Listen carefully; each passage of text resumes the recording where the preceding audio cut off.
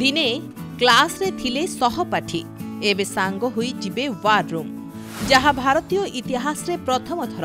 भारतर दुई सेना मुख्य हेउछंती दुई सांग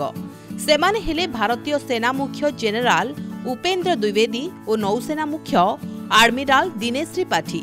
एकाठी मिसी पाठ पढ़ुथिले एकाठी सेना को जिबा स्वप्न मध्य देखुथिले देश सेवा पाई मन बळाइथिले आउ ता परर अद्यम साहस कर्तव्यनिष्ठ तांको स्वप्न को पूर्ण करिछि।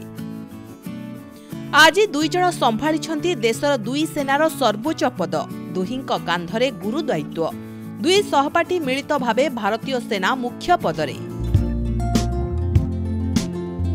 1970 रे मध्यप्रदेश रेवा सैनिक स्कूल रे आरंभ होइथिला पाठपढ़ा पूर्वरु प्रथमरु क्लास समान थिले भी सेक्शन थिला अलगा किंतु पंचम श्रेणी रे बदली गला सब किछि एकाठी होई गले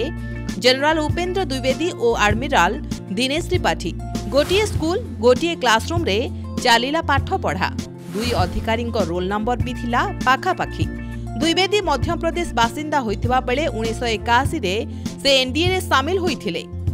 1984 रे जम्मू कश्मीर राइफल्स रो 18तम बैटालियन रे मिलिथिला नियुक्ति परे कश्मीर उपत्यका एवं राजस्थान रो संभाळिथिले कमांडो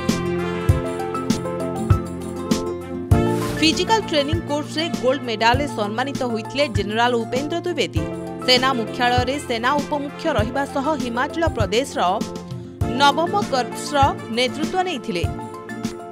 निज 40 वर्षर करियर रे से सेनार अन्य प्रमुख दायित्व मध्य तुलाइछंती देशर नुआ स्थल सेना मुख्य भावे दायित्व नैछंती जनरल उपेंद्र द्विवेदी स्थल सेना मुख्य जनरल मनोज पांडे ठारू से दायित्व ग्रहण करिछंती कार्यकालर शेष दिन में जनरल मनोज पांडे को गार्ड ऑफ ऑनर प्रदान करा जायछि। मे 15, 1964 रे आडमिराल कुमार त्रिपाठी जन्म दिनेश कुमार त्रिपाठी रेवार सैनिक विद्यालयर छात्र थिले से जुलाई 1, 1985 रे भारतीय नौसेना रे जोग देइथिले जोगाजोग एवं वैद्युतिक युद्ध विशेषज्ञ आडमिराल त्रिपाठी